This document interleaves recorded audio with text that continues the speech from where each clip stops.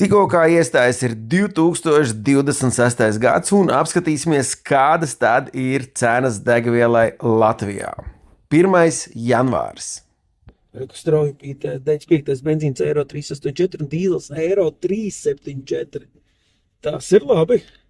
Pastartē, kamēr vēl ir dīzels eiro 5,19, 95. eiro 5,35. Wow!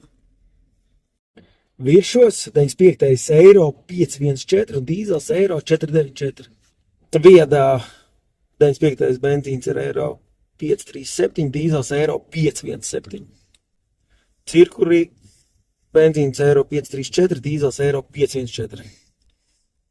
Un Neste Rīgā 95. eiro 4,97 un dīzels 1,477. Es esmu kāpēc visi pērk? Kaut kur citur Nestē un strauju pītē. Un atbilde ir korporatīvās atlaides. Jā, uzņēmuma līguma 7,9 centu atlaide, tas it kā viss nospēlē, bet realitātē jau tā konkurence tomēr būtu aktīvāka, ja mēs redzētu uz šiem tēm cenu ekrāniem vai displejiem.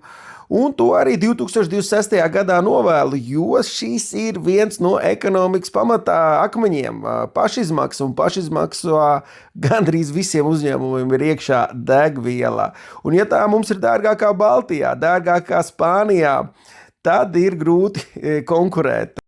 Arī šogad auto pievērsīs pastiprināt uzmanību degvielas cenām, tā kā piesako mums un dalies ar mūsu video tālāk. Paldies tev! Portāls iauto.lv piedāvā